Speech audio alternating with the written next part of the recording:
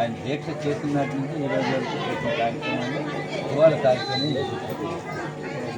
యాక్చువల్గా పవన్ కళ్యాణ్ గారు ఈ దీక్ష చేయడానికి గల ప్రధాన కారణం తిరుమల తిరుపతి దేవస్థానంలో అపచారం జరిగింది. ప్రసాదాలు కానీ అక్కడ పెట్టినటువంటి అన్న ప్రసాదాలు కానీ లడ్డూల్లో కానీ కొన్ని కల్తీలు జరిగాయి. అలాగే ఒక హిందూ మతం మీద దాడులు జరుగుతున్నా కూడా హిందువులు అనేవాళ్ళు బయటకు రాకపోవడం కూడా ఒక బాధాకరం అనిపించి, అలాగే దేవుడికి ఒక అపచారం జరిగినప్పుడు ప్రాయశ్చిత్తం అనేది చేసుకోవాలి. తెలుసో తెలియదు ఏదైనా పొరపాటు జరిగినా కూడా అయ్యా తప్పైందని చెప్పేసి చెప్పుకుంటే దేవుడు మనల్ని క్షమిస్తారని చెప్పేసి మన యొక్క ధర్మాలు శాస్త్రాల్లో చెప్పబడతాం. కానీ ఆ దేవుడికి అపచారం జరిగినా కూడా ఎవరు పట్టించుకోలేని పరిస్థితి.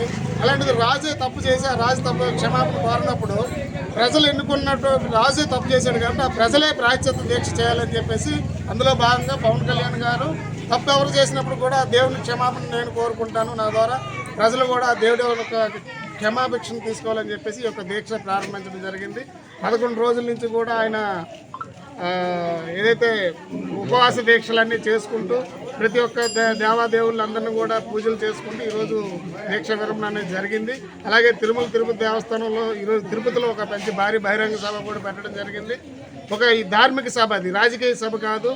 ఏదైతే మన సనాతన ధర్మం మీద దాడులు జరుగుతున్నాయో, హిందూ ధర్మం మీద దాడులు జరుగుతున్నాయో, ప్రతి ఒక్క మతాన్ని మనం ప్రేమించాలి, అలాగే మన మతాన్ని మనం కాపాడుకోవాలని చెప్పేసి ఒక నినాదంతో హిందూ మతాన్ని మీద దాడులు జరుగుతున్న మనం ప్రతి ఒక్కటి ఖండిస్తూ మన మీదకి ఎవరు వచ్చినా కూడా మేము ఊరుకోమనే ఒక స్లోగన్ అనేది పంపించాలని చెప్పేసి పవన్ కళ్యాణ్ గారు పిలుపునివ్వడం జరిగింది.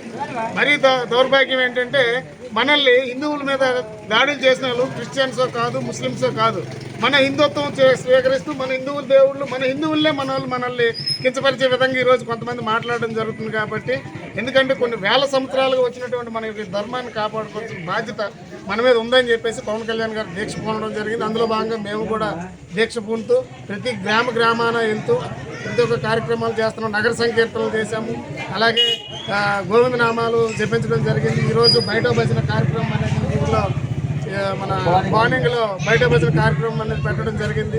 ఇది ఈరోజు ఉన్నది కాదండి, ఎన్నో వేల సంవత్సరాలుగా 100 సంవత్సరాలుగా నడుస్తున్న ఈ కార్యక్రమాలు. యువత కూడా ఈ యొక్క భజన కార్యక్రమాలు మనకున్న ఆచారాలు కూడా ఎవరూ మర్చిపోకుండా మన పెద్దల దగ్గర యువత కూడా నేర్చుకొని ఇది కంటిన్యూ చేయాలని చెప్పేసి గ్రామాన ఈ యొక్క హిందూ ధర్మం గురించి చెప్పడం జరుగుతుంది. జై శ్రీరామ్, జై శ్రీరామ్, జై శ్రీరామ్, జై శ్రీరామ్. శంకర్ గారు మాట్లాడతారా?